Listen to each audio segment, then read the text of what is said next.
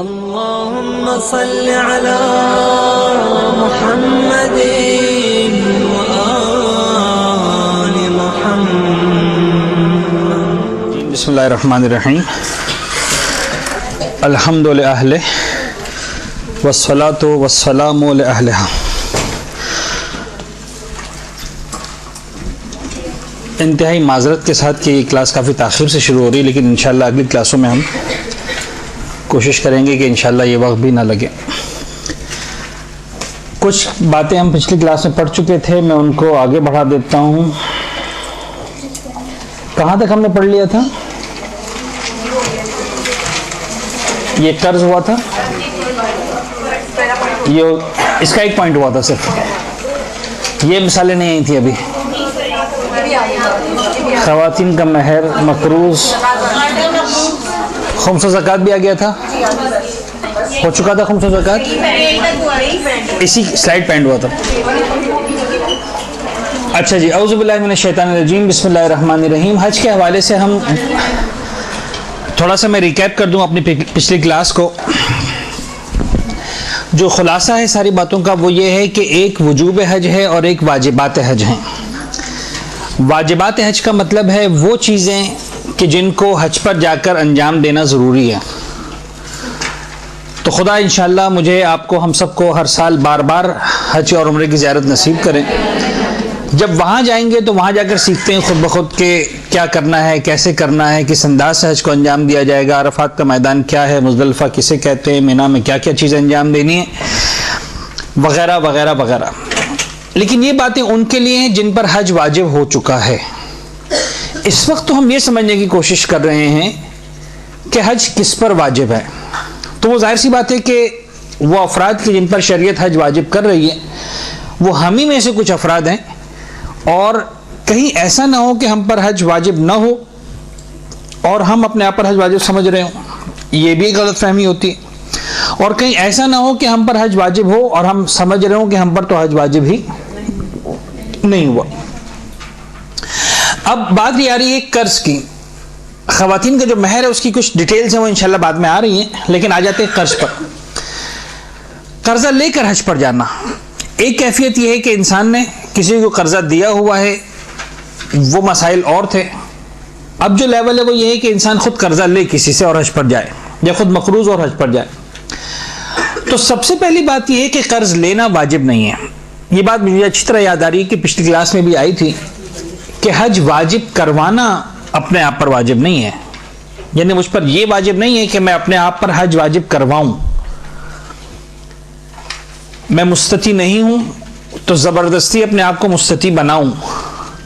لہٰذا اگر فرض کر لیجئے ساری زندگی میں مستطیع نہ رہا اور میری زندگی کا آخری لمحہ آ گیا، اور اس پورے دورانیے میں جتنے سال بھی، جتنے ایام بھی، جتنے مہینے، ہفتے خدا نے مجھے دیے تھے، اور اس آخری سانس تک استطاعت میرے پاس نہ آ سکی، تو اب قیامت کے میدان میں خدا کے اس سوال کا جواب دے رہی ہوں کہ تم نے حج کیوں نہیں کیا. یہ مجھ سے سوال پوچھا ہی نہیں جائے گا، اس لیے کہ مجھ پر حج واجب ہی نہیں ہوا تھا. تو جو چیز مجھ پر واجب ہی نہیں ہوئی تھی اس کے بارے میں ذمہ دار قرار نہیں پاؤں گا. اور یہ سوال مجھ سے نہیں پوچھا جائے گا کہ تم نے اپنے آپ پر حج واجب کیوں نہیں کروایا، اس لیے کہ یہ واجب کروانا واجب ہی نہیں ہے. اگر استطاعت آ جائے تو حج کرنا واجب ہے، لیکن اگر استطاعت نہیں آتی تو یہ ضروری نہیں ہے کہ میں کسی طرح سے بھی اپنے آپ کو مستطیع بناؤں، چاہے قرضہ لے کر، چاہے بزنس کر کے. یعنی فرض کر لیں میرے پاس اتنی صلاحیت ہے. اب بالکل ایک نیا مسئلہ ہم ڈسکس کر لیں تاکہ بات اچھی طرح کلیئر ہو جائے. فرض کر لیں میرے پاس کوئی ایسی صلاحیت ہے کہ میں بڑی آسانی کے ساتھ اتنے پیسے کما سکتا ہوں کہ مجھ پر حج واجب ہو جائے. میں نہیں کماتا. مثلا فرض کریں جناب علی کہ مجھے خدا نے ایک صلاحیت دی ہے کہ میں مثلا 1 گھنٹے میں مثلا فرض کریں 10,000 روپے کما سکتا ہوں. تو اگر میں دن میں مثلا جو ہے 5 گھنٹے کام کرنا شروع کر دوں تو پتہ چلا مہینے کے اینڈ کتنے پیسے ہو جائیں گے. لیکن مجھے پرواہ نہیں، میں صرف ہفتے میں 1 گھنٹہ کام کرتا ہوں، 10,000 روپے کماتا ہوں. بس مہینے میں 4 ہفتے کام کرتا ہوں، 4 گھنٹے کام کرتا ہوں، اس کے علاوہ کام ہی نہیں کرتا. ارے صاحب تھوڑا سا زیادہ کر لو، آج واجب ہو جائے گا. نہیں، مہینے کے 30-40 ہزار بہت ہیں. میں ہفتے میں 1 گھنٹہ کام کروں گا، بس باقی سارے دوسرے کام کرتا جا رہا ہوں اپنے. مجھ پر یہ بھی واجب نہیں کہ اپنی صلاحیت کا استعمال کرو. ایک عورت مثال کے طور پر فرض کر لیں اس کے پاس استطاعت نہیں ہے، لیکن اسے پتا ہے کہ ایک فلاں شخص مجھ سے شادی کرنے کو تیار ہے اور میں اس کے مہر میں مثلا 10 لاکھ روپے مانگ سکتی ہوں اور مجھے دے بھی دے گا، تو کیا واجب ہے عورت کے لیے کہ خود صرف اس لیے کہ حج واجب کروانا ہے اپنے آپ کو کسی کی زوجیت میں دے تاکہ مہر ملے تاکہ حج واجب ہو؟ نہیں. اب دیکھیں یہ مثالیں آ گئیں کہ جہاں انسان کے پاس بظاہر لگ رہا ہے کہ استطاعت نہیں ہے لیکن آ سکتی ہے، استطاعت اویل کر سکتا ہے انسان، لیکن اس آپشن کو یوز کرنا ضروری نہیں ہے. خدا اس عورت کو ذمہ دار قرار نہیں دے گا کہ جب تمہیں پتا تھا کہ ایک مالدار انسان تمہیں مہر دینے کو تیار ہے، تم سے شادی کرنے کو تیار ہے، تو تم نے کیوں جا کر اس سے شادی نہیں کی؟ کوئی ذمہ داری قرار نہیں پاتی. تو قرضہ لینا واجب نہیں ہے. ہاں اگر لے لے اور اپنے وقت پر بغیر مشقت کے ادا کر سکتا ہو تو پھر اب حج واجب ہو جائے گا. ایک شخص نے قرضہ لے ہی لیا اور اسے پتا ہے کہ مجھے کوئی پرابلم نہیں ہے، میری جاب لگی ہوئی ہے، میرا بزنس لگا ہوا ہے، آرام سے مہینے کے 5,000 روپے میرے کٹتے رہیں گے، یا مثلا جب وقت آئے گا تب میں آرام سے دینے کے قابل ہوں گا، مجھے اس وقت کوئی پریشانی کی بات نہیں. تو اگر قرضہ لے لیا، ایک مرتبہ استطاعت آ گئی، خود اس نے اپنے آپ پر استطاعت ڈیولپ کر لی، تو پھر اب اس پر حج انجام دینا واجب ہو جائے گا. لیکن یہاں پر بھی آغا سیستانی ایک شرط لگاتے ہیں، باقی مراجعین نے تو بات ختم کر دی، لیکن آغا سیستانی کہتے ہیں کہ اگر مدت اتنی طولانی ہو کہ لوگ اس پر اعتنا نہ کریں تو واجب ہو جائے گا. اتنی طولانی مدت، یعنی قرضہ لیا ہے اور اب اس قرض کو لوٹانے میں مثلا 50 سال بعد واپس دینا ہے، 30 سال بعد واپس دینا ہے، 25 سال بعد واپس دینا ہے. آج ایک آدمی 25 سال کی عمر میں جوان ہے، جب وہ 50 سال کا ہو جائے گا تب جا کر اس کو قرضہ لوٹانا ہے، اور اسے پتا ہے کہ میں اس وقت تو پتہ نہیں کہاں سے کہاں پہنچ چکا ہوں، کوئی پرابلم ہی نہیں ہے. یعنی لوگوں کی نگاہوں میں وہ قرضہ ہی تصور نہیں کیا جائے گا، گویا ایک چھوٹا بڑا گفٹ سمجھا جائے گا. یعنی آج سے 25 سال پہلے آپ چلے جائیں تو حج کتنے کا ہوتا تھا؟ میں سمجھانے کے لیے کہہ رہا ہوں، ایگزامپل تاکہ بات کلیئر ہو میں کہنا کیا چاہ رہا ہوں. یہ ناغا سیستانی کیا کہنا چاہ رہے ہیں؟ آج سے 25 سال پہلے جو حج ہوتا تھا وہ بڑی مشکل سے 20,000 روپے کا یا 15,000 روپے کا حج ہوتا تھا. تو فرض کر لیجئے آج سے 25 سال پہلے کسی نے 20,000 روپے قرضہ لیا تھا، بہت بڑے قرضہ تھا، آسان نہیں تھا. اس زمانے میں جو نوکریاں لگتی تھی لوگوں کی، مہینہ 200 روپے کی نوکری لگتی تھی. 20,000 روپیہ وہی کیفیت ہے جو آج کے زمانے میں 4 لاکھ روپے کی. اس نے اس زمانے 20,000 روپے کا قرضہ لے کے حج کر ڈالا. آج 25 سال کے بعد اس کو 20,000 روپے لوٹانے ہیں. ذرا ایمانداری سے بتائیے کہ 20,000 روپے لوٹانا 25 سال کے بعد کوئی بھاری پڑے گا؟ پرابلم ہے. آپ مطمئن ہو جائیے کہ آج سے 25 سال بعد جو حج کی کیفیت ہوگی آپ کو 4 لاکھ روپے بڑا مذاق لگ رہا ہوگا. آپ سے کوئی کہ ٹھیک ہے 4 لاکھ روپے آپ لے لیں، حج کر لیں، 25 سال بعد لوٹائیے گا 4 لاکھ روپے. تو 25 سال بعد جب 4 لاکھ روپے لوٹانے کی بات کریں گے تو آپ ہنس رہے ہوں گے کہ 4 لاکھ بھی کوئی قرضہ ہوتا ہے؟ اتنا سا قرضہ کوئی قرضہ ہی نہیں ہے. آغا سیستانی یہ والی بات کر رہے ہیں کہ اگر اتنی طولانی مدت ہو کہ اس پر کوئی اعتنا ہی نہ کر رہا ہو، وہ ایک طرح سے گفٹ ہی سمجھا جائے انسان کے لیے، تو پھر جو ہے وہ حج واجب ہو جائے گا، ورنہ واجب نہیں ہوگا. یعنی اگر فرض کرنے کوئی کہتا ہے 2 سال میں لوٹا دینا، 1 سال میں لوٹا دینا، تو پھر جو ہے وہ قرضہ لینے کے باوجود بھی حج واجب نہیں ہوگا. یعنی دوسرے الفاظ میں اگر کر بھی لیا تو یہ واجب حج کاؤنٹ نہیں ہوگا آغا سیستانی کے اعتبار سے. یعنی آپ پر جو اصل واجب تھا وہ تو باقی رہا. یہ ویسا حج بن جائے گا جیسے آپ نے شعبان کے مہینے میں رمضان کے روزے رکھ لیے. تو آپ نے روزے رکھ لیے، بہت اچھا ثواب مل گیا، لیکن جب رمضان کا مہینہ آئے گا تو اپنے سرے سے دوبارہ روزے رکھنے. بالکل اسی طرح آپ نے قرضہ لے کے حج کر لیا سیستانی صاحب کے اعتبار سے 1-2 سال کے نوٹس کے اوپر، اور لوگ اس کو قابل اتنا سمجھتے ہیں، ایسا نہیں کہ اس پہ اتنا ہی نہ کرتے. تو پھر جو ہے وہ یہ آپ کا واجب حج کاؤنٹ نہیں ہوگا. اور جب بھی آپ کے پاس استطاعت آئے گی، چاہے 1 سال کے بعد چاہے 10 سال کے بعد، تو آپ کو جو اپنا زندگی کا واجب حج ہے وہ انجام دینا پڑے گا. اگر یہاں تک بات کلیئر ہے تو ہم بات کو آگے بڑھاتے ہیں. اگلی بات جو ہمارے پاس ہے وہ ہے حج بذلی. یہ بدل نہیں ہے، دال نہیں ہے، زال ہے، اور ہم نے انٹینشنلی زال لکھا ہے. ایسا نہ ہو کہ آپ کہیں صاحب یہ مسٹیک ہے. بذل کرنا عربی زبان میں یعنی تحفہ دینا، اسی لیے میں نے اس کا ترجمہ بھی لکھ دیا ہے تحفے میں دیا ہوا حج. ایک شخص اس کے پاس استطاعت نہیں ہے، غریب انسان ہے، اس کی زندگی میں کانسیپٹ بھی نہیں ہے کہ میں کبھی حج کروں گا، میں اتنا پیسہ والا بنوں گا وغیرہ وغیرہ. کسی کے یہاں نوکری پہ لگا، خانسامہ کے طور پر، ملازمہ کے طور پر، برتن دھونے کے لیے، کھانا پکانے کے لیے وغیرہ وغیرہ. جن کے یہاں نوکری پہ لگی وہ اتنے مالدار لوگ تھے، حج پر جا رہے ہیں، کہنے صاحب ہم کو تو حج پر بھی کوئی کھانا پکانے والا ساتھ میں چاہیے، لہٰذا آپ ساتھ میں چلے ہمارے. اب یہ ملازمہ اس کو کوئی اپنے ساتھ حج پر لے کر جا رہا ہے، یعنی ایک طرح سے اس کے حج کے اخراجات کو بیئر کر رہا ہے، گفٹ کر رہا ہے کہ تم حج کر لو. تو اگر کوئی حج کے اخراجات تحفے میں دے تو قبول کرنا اور حج پر جانا دونوں واجب ہیں. یعنی first of all you don't have right to refuse, آپ اس کو ریفیوز نہیں کر سکتے. یعنی کوئی آپ سے کہہ رہا ہے کہ ہم تمہیں گفٹ کر رہے ہو حج، اور آپ کے ساتھ سوری ہمیں نہیں چاہیے، یہ وہ والا گفٹ ہے جو آپ کو لینا ہی پڑے گا. البتہ بعض علماء نے اس کے اندر کنڈیشن لگائی کہ اگر یہ کوئی سیاسی گفٹ ہو، سیاسی بین مانا کہ میں انٹرنیشنل پالیٹکس کی بات نہیں کر رہا ہوں، فیملی پالیٹکس کی بات کر رہا ہوں، کہ صاحب کوئی مثال کے طور پر کوئی ایونٹ ہونے والا ہے اور آپ کو اس ایونٹ سے دور رکھنے کی سازش کی جا رہی ہے تاکہ یہ غائب ہوں، تو پیچھے سے سارا کام ہو جائے کہ چلو ان پر 4 لاکھ کا خرچہ کر دو، یہ 4 کروڑ کی جو ڈیلنگ ہونے والی ہے ان کی غیر موجودگی میں ہو تاکہ سکون سے ہو جائے، ان کا ٹینشن ہی ہمیں نہ ہو، تو 4 لاکھ روپے خرچ کرنا بڑا اچھا ہے. تو یہ بڑے بڑے خاندان ہوتے ہیں وہاں اس طرح کی ایگزامپلس بڑی آسانی سے سمجھ میں آتی ہیں. تو اس طرح کا کوئی مسئلہ ہے یا آپ کی عزت نفس کی بات آ رہی ہے، کوئی شخص آپ کی عزت نفس کے ساتھ کھیلنا چاہ رہا ہے اور یہ پیسہ دے کر حج کروا کے گویا آپ کو ذلیل کرنا چاہ رہا ہو، اور آپ سمجھتے ہیں کہ اس وجہ سے پیسہ لانا میری عزت نفس کو جو ہے وہ گویا مجروح کرنے کے برابر ہے، تو پھر پروردگار کہتا ہے نہیں، قرضہ لینا واجب نہیں. نارمل حالات میں جو ایک نارمل کنڈیشنز ہوتی ہیں کہ کوئی آپ کو گفٹ کر رہا ہے، بھائی ہے، بہن ہے، ماں باپ ہیں، شوہر ہے، مثلا عام طور پر جو ہمارے ہاں جو خواتین کا حج ہوتا ہے عام طور پر وہ یہ گفٹڈ والا ہوتا ہے. یعنی عام طور پر ہمارے یہاں جو کانسیپٹ ہے وہ یہ ہے کہ خواتین کماتی نہیں ہیں، بزنس نہیں کرتی ہیں، جابز نہیں کرتی ہیں، شوہر صاحب حیثیت ہوتا ہے، شوہر صاحب مال ہوتا ہے، تو اپنی بیوی کو بچوں کو ساتھ میں لے کر جاتا ہے. یہ جو سارے حج کہلاتے ہیں یہ بذلی حج کہلاتے ہیں، گفٹڈ حج کہلاتے ہیں. شوہر اپنی بیوی کا خرچہ اٹھا رہا ہے، شوہر باپ اپنے بچوں کا خرچہ اٹھا رہا ہے. بچوں کے پاس پیسہ نہیں ہے، اگر مطلب باپ پیسہ نہ دے تو بیوی کے پاس پیسہ نہیں ہے. اور یہاں پر یہ بھی نہیں ہے، یہ سن لیجئے کہ گفٹ لینا زبردستی بھی واجب نہیں ہے. یعنی بعض اوقات خواتین کا جھگڑا ہوتا ہے کہ یہ کون سی شرافت ہے، خود ہر سال حج پہ چلے جا رہے ہیں اور ہم کو جو ایک مرتبہ حج بھی نہیں کروایا. بھائی نہیں کروایا تو نہیں کروایا، کیا پرابلم ہے؟ تو یہ چیز بہرحال سمجھنی چاہیے کہ عین ممکن ہے شوہر صاحب استطاعت ہو اور بیوی صاحب استطاعت نہ ہو. یہ بھی ممکن ہے کہ بیوی صاحب استطاعت ہو، شوہر صاحب استطاعت نہ ہو.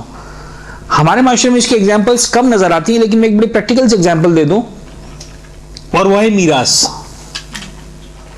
عین ممکن ہے کہ میاں بیوی دونوں اپنا گھر اچھی طریقے سے چلا رہے، اچھی گزر بسر ہو رہی ہے، لیکن دونوں میں سے کوئی بھی صاحب استطاعت نہیں، حج پر نہیں جا سکتا. فرض کر لیں کہ بیوی کے عزیزوں میں سے کسی کا انتقال ہوا، خدا نخواستہ والد کا، والدہ کا، یا کسی ایسے عزیز کا کہ جہاں سے اس کو میراث ملی اور لاکھوں کی میراث ملی. اب وہ لاکھوں کی میراث پہ وہ کروڑوں والی میراث نہیں ہے، لیکن ٹھیک ہے فرض کریں 20-25 لاکھ کے مکان میں باپ رہتا تھا، آج باپ کا انتقال ہو گیا، 2 بچے تھے، دونوں کو 12-12 لاکھ مل گئے، دونوں کو 15-15 لاکھ مل گئے. کوئی بہت بڑی مالی ٹرانزیکشن نہیں ہو رہی ہے، لیکن بہرحال 15 لاکھ اتنی بڑی اماؤنٹ ہے کہ حج واجب ہو سکتا ہے. تو اب عین ممکن ہے کہ شوہر صاحب استطاعت نہ ہو اور بیوی صاحب استطاعت بن جائے، تو اگر استطاعت آ گئی تو اس پر حج پہ جانا بھی واجب ہو جائے گا. تو بعض ایگزامپلز میں ایسا ہو سکتا ہے کہ ہمارے ہاں ہمارے کلچر کے اندر بھی کہ عورت جو ہے وہ صاحب استطاعت بن جائے اور شوہر صاحب استطاعت نہ ہو. آج جو ایک المیہ ہے ہمارے پاکستانی معاشرے کا، اور اتنی بڑی مصیبت ہے کہ جس پر شاید صحیح انداز سے توجہ نہیں دی جا رہی، بلکہ یقیناً صحیح طرح سے توجہ نہیں دی جا رہی، اور اس کے بعد جو مستقبل نظر آتا ہے وہ بڑا خطرناک نظر آ رہا ہے، بڑا خطرناک. یعنی یہ ایک ایسا ٹاپک میں چھیڑ رہا ہوں 1 منٹ کے لیے، صرف اس کو آپ as a pop up window سمجھ لیں کہ ایک بات آ گئی تو میں ازراہ تذکرہ عرض کر دے رہا ہوں، لیکن بہت ہی خطرناک ہے. خدا کرے کہ اس پر فورمز ہوں، سیمینارز ہوں، ڈسکشنز ہوں، ڈیبیٹس ہوں، اور جو ہے وہ جتنا ہو سکے اس میسج کو ایٹ لیسٹ مومنین کی کمیونٹی کے اندر سرکولیٹ کیا جائے. جو آج ہم دیکھ رہے ہیں کہ جو یونیورسٹیز میں اسٹوڈنٹس کی حالت ہے اور کیفیت ہے اور جو کوانٹیٹیز ہیں، اس میں ہمارے پاس جو رپورٹس ہیں وہ یہ ہیں کہ 90% سے زیادہ اسٹوڈنٹس جو ہیں وہ فیمیل اسٹوڈنٹس ہیں ہر جگہ پر. اچھی سے اچھی یونیورسٹیز میں دیکھ لیجیے آپ، کے یو میں دیکھ لیجیے، دوسری جگہوں پر دیکھ لیجیے. رزلٹ یہ ہے کہ آج سے 10 سال کے بعد پڑھی لکھی خواتین کی تعداد بہت زیادہ ہوگی اور پڑھے لکھے مردوں کی تعداد گویا کم یا نہ ہونے کے برابر رہ جائے گی. یعنی وہی مسئلہ جو اس وقت آپ جیسی خواتین اپنے اپنے خاندانوں میں محسوس کر رہی ہیں، یعنی ہمیں اس کا اندازہ ہے، ایسا نہیں کہ اندازہ نہیں. یعنی آج دینی حوالے سے بھی یہی ہو رہا. کراچی میں جتنے مدارس خواتین کے قائم ہیں، جتنی جگہ پر خواتین دین کی تعلیم حاصل کر رہی ہیں، مرد حضرات اتنا دین کی تعلیم حاصل نہیں کر رہے ہیں. نتیجہ یہ ہو رہا ہے کہ ہماری وہ بچیاں جو دین کو سیکھ لیتی ہیں، حجاب کو سیکھ لیتی ہیں، حلال و حرام کو سیکھ لیتی ہیں، واجبات اور محرمات کو سیکھ لیتی ہیں، اب جب انہیں اپنی عملی زندگی میں جانا پڑتا ہے تو قدم قدم پر مشکلات کا سامنا ہے.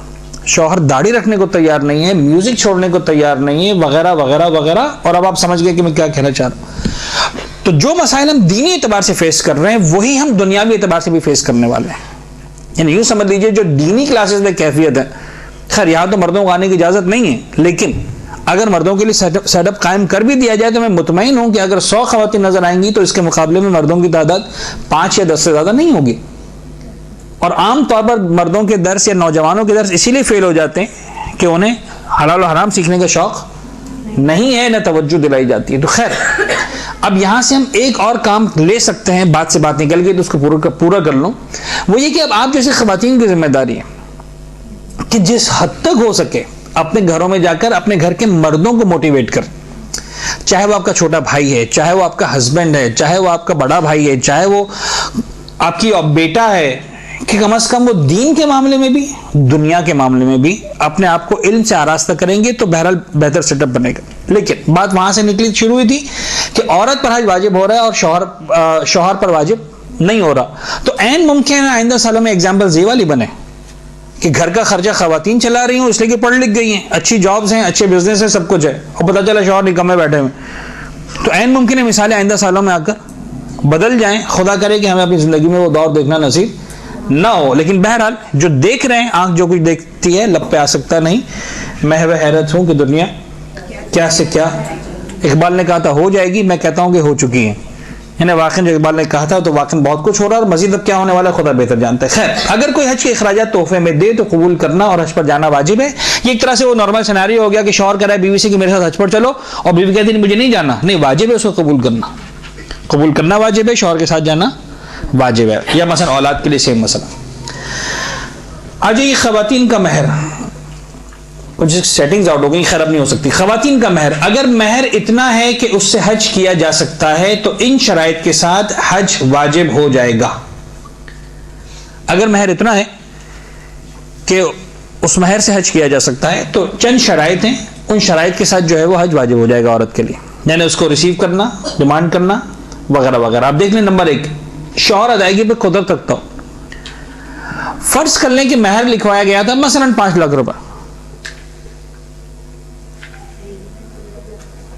اور وہ بیچارہ شوہر جس نے عین وقت پر مہمانوں کے مجمع میں ہمت نہیں کی کچھ بولنے کی اور سائن بھی کر دی کہ ٹھیک ہے 5 لاکھ روپے مہر دوں گا، اور اب آپ اسے کہ نکالو 5 لاکھ روپے، تو وہ آپ کو گھر سے تو نکال سکتا ہے لیکن جیب میں ہاتھ ڈال کر 5 لاکھ روپے نہیں نکال سکتا، اس لیے کہ نہیں ہے بیچارے کے پاس. تو یہاں پر علماء کا فتویٰ موجود ہے، یہ صرف حج کے لیے نہیں ہے، ویسے بھی ہے. اگر شوہر مہر ادا کرنے پر قدرت نہیں رکھتا تو مطالبہ کرنا جائز نہیں ہے. یعنی عورت کے لیے جائز ہی نہیں کہ وہ اسے ڈیمانڈ کرے. کب جائز ہے ڈیمانڈ کرنا؟ جب عورت کو پتا ہو کہ میرا شوہر اس قابل ہے، اتنا اس کے پاس ہے کہ وہ میرا مہر ادا کر سکتا. 2، بیوی کے لیے مہر مانگنے سے حرج نہ ہو رہا. پہلی کنڈیشن تو یہ کہ شوہر ادائیگی پہ قدرت رکھتا ہو. اگر قدرت ہی نہیں رکھتا بات وہیں پہ ختم ہو گئی. اگر قدرت رکھتا ہے تو سوال یہ کہ آپ میں ہمت ہے مانگنے کی. اچھا، اس ہمت کا تعلق اخلاقیات سے نہیں ہے، واقعیات سے ہے. اب مانگنا تو ہے آپ کو، لیکن مسئلہ یہ ہے کہ اگر آپ مانگتے ہیں تو ایک تو یہ ہے کہ ٹھیک ہے شوہر کہے گا لے لو، مسئلہ نہیں. اس بات کے امکانات بھی ہیں کہ شوہر نہ سمجھ سکے ان باتوں کو اور نتیجتاً بات جھگڑوں تک آ جائے، گھریلو ناچاقی تک آ جائے، یا خدا نہ خواستہ بات طلاق تک پہنچ جائے کہ یہ کہاں سے سیکھ کر آ گئی تم، یہ کون سے مولانا ہے، ذرا مجھے مولانا کا ایڈریس دو. یہ ہوتا نا، اس طرح کے مسائل ہیں. یعنی بہرحال کچھ گھروں میں اس طرح کی باتیں ہو جاتی ہیں جہاں کسی وجہ سے بھی شوہر اس بات کو نہیں سمجھ پا رہا کہ میری بیوی جو مجھ سے اس وقت مہر مانگ رہی ہے وہ کیوں مانگ رہی ہے، اور نتیجتاً بات چپکلش تک آ جائے گی، گھریلو ناچاقی تک آ جائے گی، حتیٰ خدا نہ خاصہ گھر میں بات جو ہے وہ طلاق وغیرہ تک آ جائے گی. میں طلاق دے دوں گا تمہیں اگر مہر مانگنا ہے تو، مثال کے طور پر. تو اب یہاں پر مہر مانگنے سے بعد اگر طلاق وغیرہ تک پہنچ جائے جو عورت کے لیے ناقابل تحمل ہو تو پھر مہر مانگنا اور حج کرنا ضروری نہیں ہے. اب ممکن ہے یہ دیکھیں صرف فقہی مسئلے کی حد تک، چونکہ میری ذمہ داری ہے کہ میں بات کو مکمل کر دوں، اس لیے میں نے لکھا بھی نہیں ہے، لیکن زبانی کہہ رہا ہوں صرف. اگر کوئی خاتون ایسی ہیں جو کہتی ہے ٹھیک ہے میں طلاق بھی لے سکتی ہوں، کوئی پرابلم نہیں میرے لیے، 99% کیسز میں ایسی کوئی خاتون اللہ کرے کہ نہ ملیں جو اتنا بول لوں گے کہ مجھے طلاق لینے میں پرابلم نہیں. لیکن فرض کر لیں کل کو معاشرہ ایسا ڈیولپ ہو جاتا ہے جیسا بعض یورپین کنٹریز کے اندر ڈیولپ ہو رہا ہے کہ سیپریشن ایک بڑی کامن سی چیز ہے، طلاق ایک بہت عادی سی چیز بن گئی ہے، کوئی پرابلم ہی نہیں. ٹھیک ہے طلاق ہو گئی تو ہو گئی، کیا فرق پڑتا ہے، کسی اور سے شادی کر لیں گے. اگر واقعا ایسا معاشرہ بن جائے، ایسی عورت ہو کہ ہاں ٹھیک ہے مجھے کوئی پرابلم نہیں ہے، تو پھر دین اس کے لیے کہے گا تمہارے لیے مہر مانگنا واجب ہے، چاہے طلاق بھی ہو جائے، چاہے طلاق لے کر ہی صحیح مہر لو، حج کرو اور اس کے بعد جو ہے دوسری شادی کرنا. لیکن اگر ایسا کوئی کیس مل جائے تو میں نہیں سمجھتا کہ ہمارے معاشرے میں اس طرح کے جو ہے وہ حالات ہیں، یا اس طرح سے کسی عورت کے لیے مہر مانگنا کہ اس بات کی حد تک کہ گھریلو چپکلش اور ناچاقی اور جو ہے وہ بات طلاق تک بھی پہنچ رہی ہے اور پھر بھی واجب ہو جائے، ایسا مجھے مشکل لگتا ہے کہ کہیں ایسا ہو. اگلی چیز ہے بڑا مکان. اگر کسی کے پاس اتنا بڑا مکان ہے کہ اسے بیچ کر چھوٹے مکان میں آ سکتا ہے اور باقی ماندہ مال سے حج کر سکتا ہے. اب یہ بھی ایک بڑی اہم اگزامپل ہے اور اس کی مزید اگزامپلز بھی نکل سکتی ہیں. بڑی گاڑی،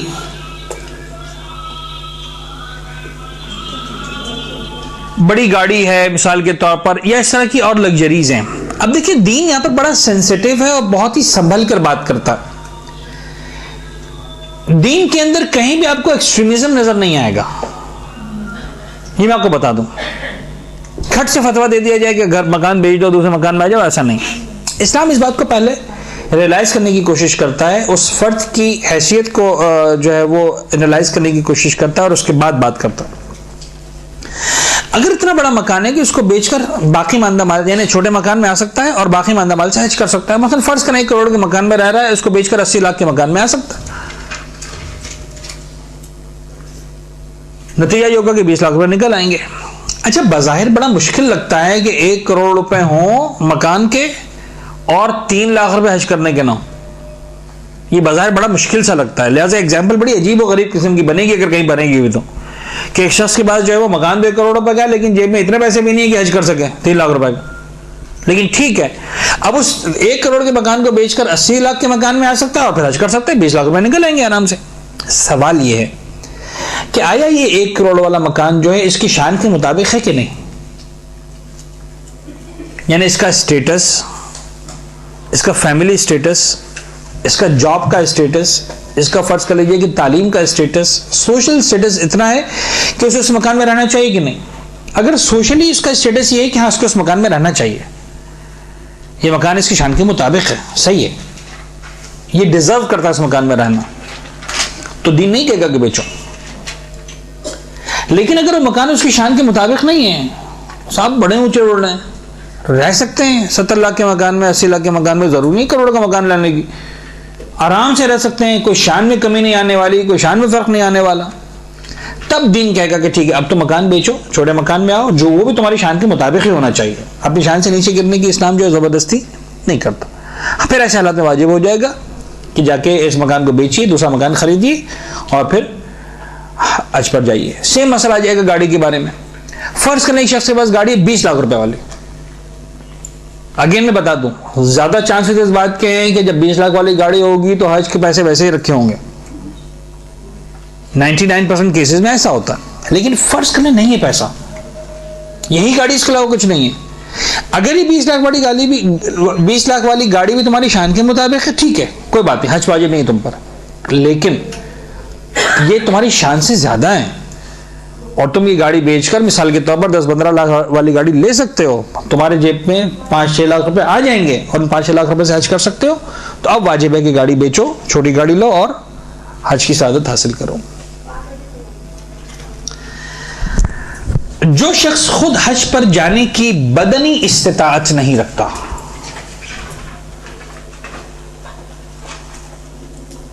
جو شخص خود حج پر جانے کی بدنی استطاعت نہیں رکھتا، یہ بڑا اہم مسئلہ ہے. اس مسئلے کو تھوڑا سا پہلے اس کا یعنی سوال سمجھ لیں تاکہ پھر ہم جواب کے تک جا سکیں. دیکھیں ہماری سوسائٹی میں ایسا ہوتا ہے کہ انسان بعض اوقات مالی اعتبار سے اس وقت مستطیع ہوتا ہے جب جسمانی اعتبار سے اس کے پاس استطاعت نہیں رہتی. پینشن ملتی ہے مثال کے طور پر, ریٹائرمنٹ لیتا ہے انسان, گولڈن ہینڈ شیک لیتا ہے وغیرہ وغیرہ. اب ایج ہو گئی فرض کریں 50, 55, 60, 65 مثال کے طور, اور خدا نہ خواستہ کوئی ایسی بیماری لگی ہوئی ہے کہ اب جو ہے وہ جسمانی طور پر استطاعت نہیں ہے. اچھا, جسمانی استطاعت بھی دو طرح سے, ایک تو یہ کہ اس قابل ہی نہیں کہ جا سکے حج پر, یعنی بہت کلیئر ہے, ویزیبل ہے کہ یہ بندہ حج پہ نہیں جا سکتا, تو بات ہی ختم ہو جاتی ہے. یعنی اس کو کسی طرح سے بھی پرمیشن نہیں ہے کہ وہ حج کا سفر اختیار کر سکے. ہڈیوں کا پرابلم ہے فرض کر لیں, اس طرح سے کہ جو ہے وہ بیساکھیوں پر ہے اور 2 قدم چلنے کی گنجائش نہیں ہے وغیرہ وغیرہ. ڈسک کا پرابلم ہے, انسان جو ہے مسلسل ویل چیئر پر ہے, کچھ بھی نہیں کر سکتا, ایک ایسی کیفیت. اور دوسری کیفیت یہ ہے کہ انسان اتنا بوڑھا ہو چکا ہے یا اس طرح کا بیمار ہے کہ چلا تو جائے گا ضد کر کے, لیکن اذیت میں رہے گا مسلسل, تکلیف میں رہے گا مسلسل. بہت ساری جگہوں پر اس کو ویل چیئر میں جو ہے وہ عبادت کروانی پڑے گی, بہت ساری جگہوں پر جو ہے وہ یہ خود بھی تکلیف میں آئے گا, دوسروں کو بھی تکلیف میں ڈالے گا وغیرہ وغیرہ. یعنی ناقابل برداشت نہیں ہے, لیکن ایک ایسی کیفیت ہے جو عام طور پر لوگ جس کو برداشت نہیں کرتے. اچھا, یہاں پر بھی 2 طرح کے لوگ ہیں. میں نے جو اب تک کا تجربہ کیا ہے حج کے حالات میں, وہ یہ 2 طرح کے لوگ نظر آتے ہیں. ایک وہ لوگ نظر آتے ہیں کہ جو جان پر کھیل کر بھی حج کرنا چاہتے ہیں. یعنی اگر ان کے اندر اگر اتنی ہمت بھی ہے کہ اپنی گھر سے نکل کر گلی کے نکڑ تک جا سکتے, وہ کہیں گے مولانا ہم تو چل سکتے ہیں, کس نے کہا نہیں چل سکتے؟ ارے بھائی, آپ گلی کے نکڑ سے زیادہ چل نہیں سکتے ہیں, آپ صرف گلی کے نکڑ تک ہی چل سکتے ہیں, اور وہاں پر گھنٹوں چلنا ہے, اور لاکھوں افراد کے مجمع میں چلنا ہے, دھکے کھاتے ہوئے چلنا ہے. وہ نہیں, ہم تو چل سکتے ہیں. ایک ایسے ہے. ایک وہ ہے جو اچھا خاصا چل سکتے ہیں لیکن بھاگنا چاہتے ہیں. وہ میں نے کہا نا کہ ہمیشہ کہ ہمارے ساتھ, یعنی مجھ جیسے طالب علم کو جب مسئلہ بیان کرنا ہوتا ہے تو ان دونوں ایکسٹریمز کا خیال رکھنا پڑتا. نہ ایسا ہو کہ کسی کو زبردستی جو ہے وہ ہم واجب کروا دیں, اور نہ کسی کو جو ہے وہ ہم بڑی آسانی کے ساتھ سہولت دے دیں, کوئی ہمارے گردن پہ رکھ کے کھیلنا شروع کر دے. مولانا صاحب نے کہا تھا کہ نہیں واجب نہیں, آ جاؤ آپ, تو دیکھنا پڑتا ہے. تو ایک شخص وہ ہے جو مشقت میں آ جائے گا, ناممکن نہیں اس کے لیے, ممکن تو ہے لیکن مشقت کے ساتھ, شدید مشقت, ایسی شدید مشقت جو عام طور پر لوگ نہیں اٹھاتے. یعنی دنیاوی معاملہ بھی ہو, خواہش بھی ہو, تب بھی نہیں اٹھاتے. آپ نے دیکھا ہوگا کہ بعض آپ کے رشتے دار ایسے ہوں گے جو کہیں گے بیٹا میں تمہیں دعائیں دے دوں گا لیکن شادی میں شرکت نہیں کروں گا. ایسی مشقت ہے کہ اب آنا چاہے تو آ سکتا ہے, کہ مصیبت نہیں ہے, لیکن نہیں بیٹا میں نہیں آؤں گا, بڑھاپے میں آ گیا انسان, بیماری میں آ گیا وغیرہ وغیرہ. تو وہ مشقت ہے جس کو عام طور پر لوگ تحمل نہیں کرتے, برداشت نہیں کرتے, یا بلا وجہ وہ پین اپنے سر پر نہیں لیتے. ایسی صورتحال میں, دونوں صورتوں میں اگر انسان نہیں جا سکتا تو واجب ہے کہ کسی کو اپنی جگہ نائب بنا کر بھیجے. یعنی دیکھیں, علمی اعتبار سے جو مسئلہ سمجھنا ہے وہ یہ سمجھنا ہے کہ ہم جب بات کرتے ہیں استطاعت کی, تو مین استطاعت جو ہے وہ استطاعت مالی ہے. اگر استطاعت مالی نہیں تھی تو حج واجب ہی نہیں تھا. اگر استطاعت بدنی نہیں ہے تو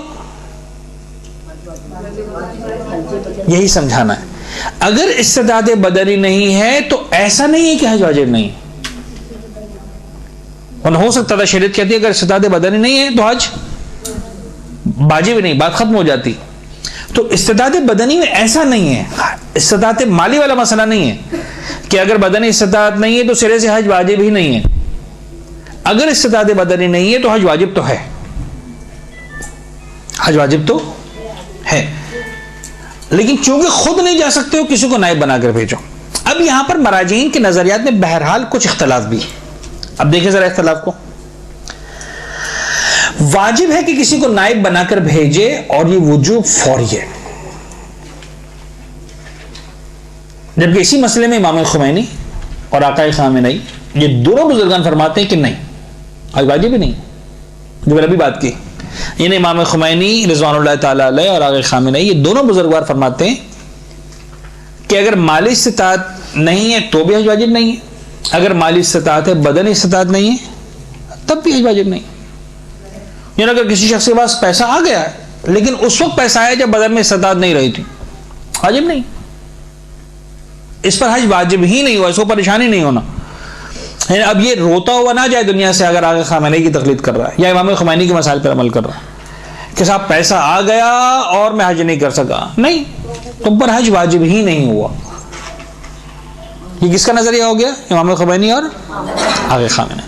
لیکن خوئی اور سیستانی کیا کہتے ہیں؟ دونوں بزرگان کہتے ہیں اگر پیسہ نہیں آ گیا اور بدن میں استطاعت نہیں ہے تو حج واجب ہو چکا، لہذا اگر مرو گے تو ایسے مرو گے جی بغیر حج کیے مر رہے ہو. تو اب آقا خوئی اور آقا سیستانی کیا کہتے ہیں؟ واجب ہے کہ کسی کو نائب بنا کر بھیجے، اور یہ وجوب فوری ہے. یعنی جس طرح خود جانا فوری تھا اس طرح کسی کو بھیجنا بھی واجب ہے فوری. البتہ امام خمینی اور آقا خامنئی کا یہ مسئلہ مکمل کر لیں، اگر اگر حج واجب ہو چکا تھا اور نہیں کیا اور اب جانے کی جسمانی استطاعت نہیں ہے تو پھر نائب کو بھیجنا واجب ہے. امام خمینی اور آقا خامنئی کیا کہتے ہیں؟ وہ کہتے ہیں کہ ہاں ایک کنڈیشن ہے، اگر حج واجب ہو گیا تھا نہیں کیا. ایسی بھی بے شمار ایگزامپلز ہیں ہمارے پاس، جب پیسہ تھا جا سکتے تھے سب کچھ تو نہیں کیا، سستی کی، لاپرواہی کی، سیریس نہیں لیا، مسئلہ نہیں پتا تھا. اور آج جب مسئلہ پتا چلا تو پیسہ تو ہے لیکن اب جسم میں طاقت نہیں رہی. جو مشہور محاورہ ہے کہ 900 چوہے کھا کے بلی حج کو چلی، لیکن اس قابل بھی تو رہے نا کہ اس پہ جا سکیں. پتا چلا 900 چوہے کھا لیے اور اب چلنے کی ہمت ہی نہ رہی. ایسی صورت میں امام خمینی اور آقا خامنئی کہتے ہیں کہ ٹھیک ہے، نہیں ایسی صورت میں تو پھر نیابت کے لیے بھیجنا کسی کو واجب ہو جائے گا. یہ بڑا اہم مسئلہ تھا جو یہاں پر آ کر مکمل ہو گیا. میں نے کہا نا کچھ سیٹنگز آؤٹ ہو گئی ہیں، اب نئی ہیڈنگ سٹارٹ ہونی چاہیے تھی جو اسی صفحے پہ لگ گئی ہے. تو ٹھیک ہے، دیکھ لیجئے اگلا عنوان ہمارے پاس ہے نائب بننے کے بعد استطاعت. یعنی اب کچھ مسائل وہ ہیں جن کا تعلق نائب سے. کون شخص نائب بن سکتا ہے اس کی بات بعد میں آ رہی ہے، لیکن اب درمیان میں ایک اہم مسئلہ، اگر ایک شخص کو نائب بنا دیا گیا، یعنی فرض کر لیں ہم میں سے کوئی فرد ایسا تھا کہ جس کے پاس استطاعت نہیں تھی، پیسہ نہیں تھا، حج واجب نہیں تھا. مثلا فرض کر لیں اماں نے کہا بیٹی تم میری جگہ حج کر لو، میرے پاس پیسہ ہے لیکن میں چونکہ جسمانی استطاعت نہیں رکھتی ہوں لہذا مجھ پر واجب ہے میں کسی کو بھیجوں. بیٹی سے کہا تم چلے جاؤ، بیٹے سے کہا تم چلے جاؤ، شوہر سے کہا آپ چلے جائیے وغیرہ، بھائی سے کہا تم چلے جاؤ وغیرہ. نائب بن گئے شخص. نائب بننے کے بعد اس سے پہلے کہ جس کی نیابت میں حج کرنا تھا اس کا حج کرے، پیسے آ گئے، استطاعت آ گئی. اب کیا کرے گا؟ اپنا حج کرے یا اس کا حج کرے کہ جس کی نیابت کے پیسے لے چکا ہے. یہ اتنا زیادہ پریکٹیکل نہیں ہے لیکن ابھی آخری مسائل ہیں، بس اب ہم جو ہے اس ٹاپک کو مکمل کر رہے ہیں. سب سے پہلی بات یہاں پر دین کہتا ہے کہ بھئی دیکھو تمہیں جو نیابت ملی ہے آیا اس میں کنڈیشن لگائی گئی ہے کہ اسی سال نیابت کرنا. اگر یہ کنڈیشن نہیں ہے، اماں نے پیسے دے دی اس سال کر لو یا اگلے سال کر لو، کیا فرق پڑتا. بہن نے پیسے دے دی، بھائی نے پیسے دے دی بہن کو مثال کے طور پر، تب تو بڑا آسان ہے مسئلہ. پہلے اپنا حج کر لو اس کے بعد جس کی نیابت کرنی تھی اس کا، یعنی پہلے اپنا حج کرنا پڑے گا. یہاں تک تو مسئلہ بڑا ہی سمپل، سادہ، آسان، کوئی پرابلم ہی نہیں ہے. گویا آپ کو جو ہے خدا نے 2 مرتبہ حج کی سعادت نصیب کر دی. ایک مرتبہ اپنا حج کریں گے، دوسری مرتبہ جو ہے وہ جس سے پیسہ لیا تھا اس کا حج کریں گے. اگر اسی سال کے لیے نائب نہیں بنا تو پہلے اپنا حج کریں اور اگلے سال نیابت کا حج کریں. اور اگر اسی سال کے لیے نائب بنا ہے، کنڈیشن یہ ہے کہ بھائی دیکھیں میں پیسے دے رہے ہیں اس سال ہی آپ کو کرنا ہے. اگر آپ اس سال نہیں جا سکتے تو آپ اس سال کسی اور کو بھیج دیں پھر، اس لیے کہ اس کو بھی پتا ہے جو حج پر بھیج رہا ہے کہ مجھ پر نائب بھیجنا واجب ہے، فوری ہے. لہٰذا وہ کنڈیشن لگا رہا ہے کہ بھائی دیکھو اسی سال کرنا ہے، اگر اس سال نہیں کر رہے ہو تو پھر میں کسی اور کو بھیجوں. تو اگر اسی سال کی کنڈیشن ہے تو اب دیکھنا یہ کہ نیابت کے مال سے استطاعت آئی ہے یا کسی اور مال سے. دیکھیں فرض یہ تھوڑا سا سمجھیں، ٹیکنیکل ہو رہا ہے مسئلہ، مجھے پتا ہے کہ اگر آپ میں سے کوئی ایسا ہے بیچارہ خوش نصیب جو کھانا کھائے بغیر آئے میری طرح سے، تو سمجھنا ذرا مشکل ہو جائے گا، لیکن تھوڑا سا اپنی توجہات لکھنے سے اگر توجہ ہٹائیں گے تو شاید زیادہ بہتر طریقے سے سمجھ سکیں گے. بات یہ ہو رہی ہے کہ آپ کو نیابت دی گئی اسی سال کی کہ بھئی 2014 میں آپ نے حج کرنا ہے، بالکل پریکٹیکل ایگزامپل، ہماری طرف سے حج کر کے آؤ. آپ نے کہا ٹھیک ہے، آپ کے پاس استطاعت نہیں تھی لہٰذا مسئلہ آسان تھا، آپ نے کہا ٹھیک ہے پیسے دے دیں. اب جنہوں نے استطاعت کے پیسے دیے فرض کر لیں وہ رہتے ہیں امریکہ میں، اور جب انہوں نے امریکہ میں معلوم کیا تو پتہ چلا کہ امریکہ سے جو حج ہوتا ہے وہ $8,000 سے کم کا نہیں ہوتا. انہوں نے آپ کے اکاؤنٹ میں بغیر کسی سے پوچھے $8,000 آپ کے اکاؤنٹ میں بھیج دی کہ صاحب یہ $8,000 آپ لے لیجیے، ہماری طرف سے حج کر کے آ جائیے. اور جب $8,000 آپ کے پاس آئے تو یہ ہو گئے تقریباً 8 لاکھ روپے سے اوپر. 4 لاکھ روپے میں نیابت ہو جائے گی، آپ کے پاس بچ گئے 4 لاکھ روپے، اور اس 4 لاکھ روپے سے اپنا آرام سے حج کر سکتے ہیں. استطاعت آئی لیکن نیابت کے پیسوں سے آئی. اگر یہ $8,000 آپ واپس کر دیں تو آپ کے پاس استطاعت نہیں. اب کیا کریں؟ بڑا ٹیکنیکل مسئلہ بن گیا، ہوا کہ نہیں؟ تو یہ فرما رہے ہیں کہ اگر نیابت کے مال سے استطاعت آئی ہے تو پھر تمام علماء متفقہ طور پر کہتے ہیں کہ پہلے نیابت کا حج کرو، اپنے 4 لاکھ سنبھال کے رکھو، تمہیں اپنا حج کیا کرنا ہے؟ اگلے سال کرنا ہے. اس لیے کہ تمہاری استطاعت محقق ہی نہیں ہوگی اگر تم اس سال نیابت کا حج نہیں کرو گے، کیونکہ اگر تم اس سال کی نیابت کو ٹھکرا دیتے ہو تو 8 کے 8 لاکھ واپس چلے جائیں گے، اگلے سال بھی نہیں جا سکو گے حج پر، بات ہی ختم ہو جائے گی. لہذا جب تک تم حج نہیں کرو گے تب تک تمہاری استطاعت ہی نہیں ہونے والی. لہذا مسئلہ آسان ہے، اگر نیابت کے پیسوں سے استطاعت آئی ہے تو پہلے نیابت کرو، اس کے بعد اگر وہ $8,000 دینے والا کنڈیشن نہیں لگا رہا کہ اسی سال کرنا جو پہلا مسئلہ تھا تو پہلے اپنا حج کرو گے، اگلے سال اس کا حج کرو گے، اور اگر کنڈیشن لگا رہا ہے کہ اس سال کرنا ہے تو پہلے اس کا حج کرو گے، بعد میں اگلے سال اپنا حج کر لو گے. یہاں تک بھی بات بڑی سمپل، بڑی آسان سی تھی. لیکن اگر کسی اور مال سے استطاعت آئی ہے، یعنی آپ کے پاس مثال کے طور پر کسی نے کہا کہ حج کر لو، ٹھیک، اماں نے کہا حج کر لو مثال، پھر وہ ایگزامپل لیتے ہیں، اماں نے کہا بیٹا میرا حج کر لو، میں نہیں جا سکتی. اچھا آپ کے پاس استطاعت نہیں ہے، اماں ٹھیک ٹھاک مالدار ہے، لاکھ پتی ہے، کروڑ پتی ہے مثال کے طور پر، ٹھیک ہے، آپ نے کہا ٹھیک ہے ہم حج کر لیتے ہیں. لیکن اس سے پہلے کہ آپ حج پر جائے اور ساری باتیں ہوں اماں کا انتقال ہو گیا، تو 4 لاکھ تو چلے وراثت حج کے تھے، آپ کو 40 لاکھ وراثت کے مل گئے. سمجھ میں آ رہی بات؟ اسی اماں سے ملے. تو نیابت کے پیسے الگ، جس سے استطاعت نہیں آ رہی وہ آپ کو نیابت کا حج کرنا تھا. وراثت سے استطاعت اپنی ذاتی محقق ہو گئی اور شرط ہی کہ اسی سال حج کرنا ہے، تو یہ نیابت خود بخود کینسل مانی جائے گی. اب آپ کے پاس چونکہ اپنے پیسے آ چکے ہیں، اس کا تعلق نیابت سے بھی نہیں ہے، لہذا آپ کو ہر صورت میں پہلے اپنا حج کرنا ہے. اور چونکہ جنہوں نے آپ کو نائب بنایا تھا کنڈیشن لگائی تھی کہ اسی سال کرو گے حج، تو وہ کنڈیشن خود بخود ختم ہو جائے گی. وہ یعنی اس کو اجارہ کہتے ہیں، یعنی جو آپ کی جو ایگریمنٹ تھا یہ خود بخود انویلڈ ہو جائے گا، وائڈ ہو جائے گا، اور وائڈ ہونے کی وجہ سے اب جس کی نیابت ہونی تھی وہ اب کسی اور سے نیابت کر رہا ہے، یا اس کا اگر جیسے انتقال کی مثال میں نے دی تو ورثہ فیصلہ کرے کہ آپ کس سے حج کروانا ہے، وہ حج کوئی اور کرے گا، آپ کو اپنا حج کرنا پڑے گا. اگر کسی اور مال سے استطاعت آئی ہے تو امام خمینی فرماتے ہیں کہ نیابت کا حج، امام خمینی یہاں پر بھی بات فرماتے ہیں کہ پہلے نیابت کا حج کریں کیونکہ آپ ایگریمنٹ سائن کر چکے، اور اگلے سال تک استطاعت باقی رہی تو اب اگلے سال اپنا حج کریں. اور آگے خوئی اور آگے خامنئی دونوں ہی فرماتے ہیں کہ نیابت باطل ہے، کسی اور کو بھیجا جائے گا، آپ اپنا حج کریں گے. ظاہر آغا سستانی کا بھی یہی مسئلہ ہے، میں لکھنا بھول گیا ہوں لیکن وہی مسئلہ امام آغا سستانی کا. تو امام خمینی کے حساب سے کیا ہوا کہ اگر کوئی اور پیسہ آ بھی گیا لیکن چونکہ نیابت کا اگریمنٹ آپ سائن کر چکے تھے پہلے، تو پہلے نیابت کا حج کریں گے، اگلے سال دیکھا جائے گا کہ پیسہ بچا کہ نہیں بچا آپ کے پاس اپنی استطاعت کا، تو حج کریں گے، ورنہ پھر اپنا حج واجب نہیں ہوگا آپ پر۔ یہاں تک اگر باتیں مکمل ہو گئی، اگر سیستانی کے نظر سلسلے میں دیکھ لیں، اگر اطمینان ہے کہ اگلے سال اپنا حج کر سکتا ہے تو اس سال نیابت کا حج کر لے اور اگلے سال اپنا حج کر لے، ورنہ نیابت باطل۔ جو اگر سیستانی کا ایک پرانا نظریہ تھا کہ وہ ڈیلے کرنے کی پرمیشن دیتے ہیں 1 آدھ سال کی، تو اسی حوالے سے وہ یہاں پر بھی فتویٰ دے رہے ہیں کہ ٹھیک ہے، تمہیں اندازہ ہے کہ اگلے سال کر لو گے، کوئی بات نہیں، پیسہ رکھ لو، اس سال نیابت کا حج کر لو اور اگلے سال اپنا حج کر لینا۔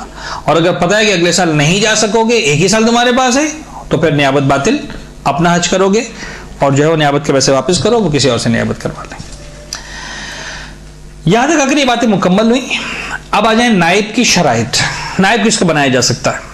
اب یہاں پر تھوڑا سا خشک باتیں ہیں، جلدی جلدی میں آگے بات کو بڑھا دیتا ہوں، جو ضروری شرطیں وہاں پر تھوڑا سا وقت لگائیں گے، ہم باقی وقت نہیں لگائیں گے۔ پہلی شرط یہ کہ جس کو آپ بالغ بنا رہے ہیں، جس کو آپ نائب بنا رہے ہیں، اس کا بالغ ہونا ضروری ہے، نابالغ کو آپ نہیں بھیج سکتے حج پر۔ نمبر 2 عقل، یعنی پاگل کو آپ نہیں بھیج سکتے۔ عقل سے مراد یہاں پر ضروری نہیں ہے کہ اس نے CSS کا امتحان پاس کیا ہو، ٹھیک ہے، عقل سے مراد جو ایک نارمل صاحب عقل انسان ہے، جو پاگل نہیں ہے، دیوانہ نہیں ہے۔ 3 ایمان، مومن ہونا شرط ہے، لہذا صرف مسلمان ہو اور شیعہ نہ ہو نہیں بھیج سکتے اس کو آپ، یعنی ایک طرح سے شیعہ ہونا ضروری ہے، یہاں ایمان سے مراد یہ ہے۔ نمبر 4 اطمینان ہو کہ حج انجام دے گا، یعنی کوئی ایسا فرد نہ ہو کہ جس کو پیسے دیتی ہے اور یہ بھی اطمینان نہیں کہ حج کرے گا کہ نہیں کرے گا، یعنی قابل بھروسہ انسان ہو، پتہ چلا وہاں مکہ مدینہ میں گھوم پھر کے آ گیا، نہ حج کیا نہ کچھ کیا۔ میں آپ کی اگزامپل سناؤں، ہمارے ایک بزرگ تھے، خدا ان کو جنت نصیب کرے، مرحوم ہو گئے وہ، کہتے ایک مرتبہ ایک صاحب کو میں نے چند سالوں کی نماز دی، میں اپنا اجارے کی، مرحوم کی جو ہوتی پڑھنے کے لیے، تو بڑے مزے سے ان کو 1 سال کی دی، وہ 3-4 مہینے ہوئے، کہا کہ صاحب اور دیں، کب اور لے لو نماز، 1 سال کی اور پڑھ لو، پھر 1 سال کی دے دی، پھر آخر 1 سال 1.5 سال گزرا، انہوں نے کہا کہ اس کو میں کبھی مسجد میں بھی نہیں دیکھتا ہوں اپنی واجب نماز پڑھنے کے لیے، کیسے نہیں آپ میں نماز پڑھتا چلا جا رہا ہے۔ تو بزرگ کہتے ہیں کہ 2-3 سال بعد مجھے خیال آیا، 2-3 سال کی نیابت دینے کے بعد اس سے پوچھا کہ بھائی تو نماز پڑھتے بھی ہو کہ نہیں؟ کہا ہاں بالکل پڑھتا ہوں۔ کہا اچھا ہاں، کہا اچھا بتاؤ ذرا زور کی نماز کتنی رکعت ہوتی ہے نماز کا؟ بالکل 2 رکعت ہوتی ہے۔ ہاں بالکل صحیح۔ کب پڑھتے ہیں؟ بس صبح سویر اٹھ کے پڑھتے ہیں۔ اچھا مغرب کتنی ہوتی ہے؟ 4 رکعت ہوتی ہے۔ وہ 2-4 سوال سے اندازہ ہو گیا کہ اس کو یہی نہیں پتا کہ ظہر 2 رکعت ہوتی ہے کہ 4، فجر 3 رکعت ہوتی ہے کہ 2، اور وہ نیابت پہ پیسے لیے چلا جا رہا ہے، یعنی اب تو یقین ہو گیا کہ پیسے سارے کے سارے ضائع ہو گئے۔ تو بہرحال ہمارے معاشرے میں میں نہیں سمجھتا ہوں کہ حج کے معاملے میں کوئی اتنی زیادہ سستی کرے گا، لیکن بہرحال جو نائب بنا کر بھیج رہا ہے اس کی ذمہ داری ہے کہ وہ میک شور کرے، اس کو اطمینان ہونا چاہیے کہ میں جس کو بھیج رہا ہوں یا بھیج رہی ہوں وہ حج صحیح طرح سے انجام دے گا۔ تو بہرحال اطمینان ہو کہ حج انجام دے گا۔ 5 احکام حج کی معلومات رکھتا ہو یا معلومات کے ساتھ حج کر سکتا ہو۔ یہ بڑی ٹیکنیکل قسم کی شرط ہے، جب نیابت دی جا رہی ہے اس وقت معلومات ہونا ضروری نہیں ہے۔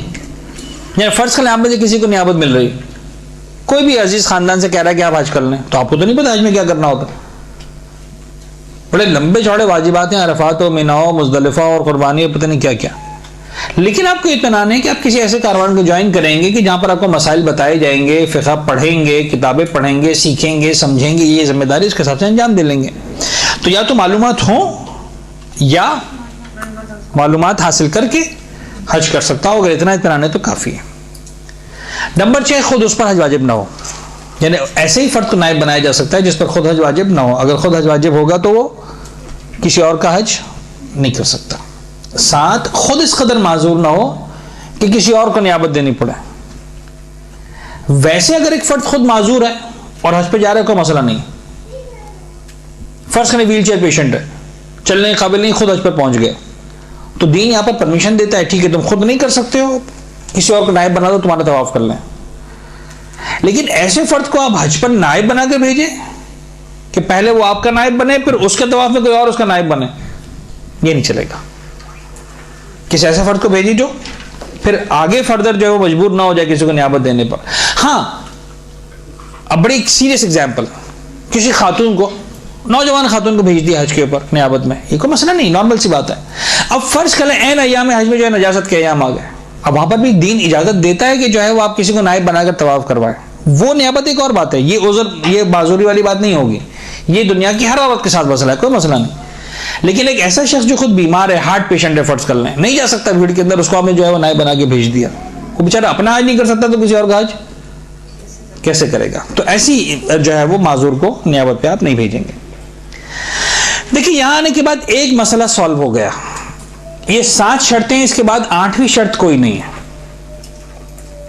اب جو باتیں کہنے جا رہا ہوں وہ یہاں لکھی ہوئی نہیں ہے, لیکن سمجھ لیجئے اور اس کو ذہن میں بٹھا لیجئے, چاہے تو پھر لکھ بھی لیجئے گا بعد میں. کچھ چیزیں ہمارے ذہنوں میں ہیں, اور جب وہ لوگ سوال پوچھتے ہیں تو سمجھ میں آتا ہے کہ اچھا لوگوں کے ذہن میں کہیں نہ کہیں سے بات بیٹھ گئی ہے یا بٹھا دی گئی ہے. اس میں آپ کو کہیں شرط نظر آئی کہ اگر نائب, اگر یعنی جو شخص نائب بنا کر بھیج رہا ہے وہ مرد ہے تو مرد ہی کو بھیجے؟ کہ شرط نہیں ہے. لہذا مرد عورت کی نیابت کر سکتا ہے, عورت مرد کی نیابت کر سکتی. باپ اپنی بیٹی کو بھیج سکتا ہے حج کے لیے, ماں اپنے بیٹے کو بھیج سکتی ہے, شوہر اپنی بیوی کو بھیج سکتا ہے, بیوی اپنے شوہر کو بھیج سکتی ہے, بھائی اپنی بہن کو بھیج سکتا ہے, بہن اپنے وغیرہ وغیرہ. ٹھیک ہے, یہ بات کلیئر ہو گئی کہ مرد کے لیے عورت اور عورت کے لیے مرد نائب بن سکتے ہیں. کلیئر بات یہاں تک؟ ایک بات. دوسری بات, یہ ضروری نہیں ہے کہ جس کو آپ نیابت پر بھیج رہے ہیں وہ اپنا حج پہلے کر چکا ہو. آپ کسی ایسے فرد کو بھی بھیج سکتے ہیں جو زندگی میں پہلی مرتبہ جا رہا ہوں, بس کنڈیشن یہ کہ اس پر اپنا حج واجب نہ ہو. نہ یہ کنڈیشن ہے کہ اپنا واجب حج کر چکا ہو, نہ یہ کنڈیشن ہے کہ واجب حج نہ کیا ہوا ہو. ایسی کوئی کنڈیشن نہیں. آپ پہلی مرتبہ جانے والے کو بھی نائب بنا سکتے ہیں اور 10ویں بار جانے والے کو بھی نائب بنا سکتے ہیں. تو اس طرح کی جو چیزیں ہیں, کنڈیشن جو ذہنوں میں ہیں وہ سب بیکار ہیں. ان 7 کے بعد مزید کوئی 8ویں شرط نہیں ہے. جناب آپ کے ذہن میں آیا کہ صاحب اچھا جوان اور بوڑھا, وہی بات ہے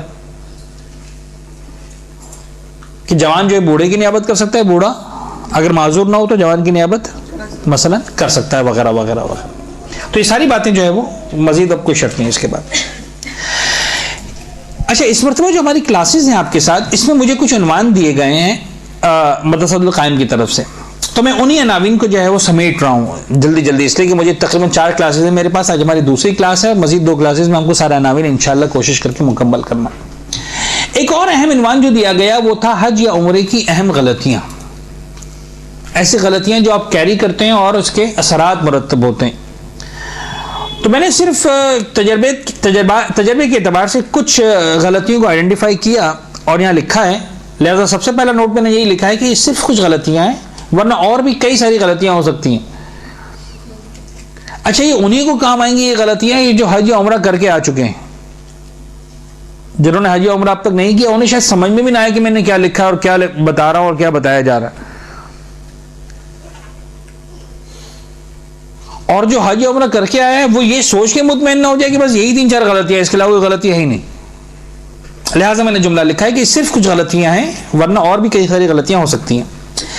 اہم ترین غلطی جو مجھے نظر آتی ہے حج اور عمرے کے سفر میں, غلط وضو یا غسل کے ساتھ اعمال انجام دینا.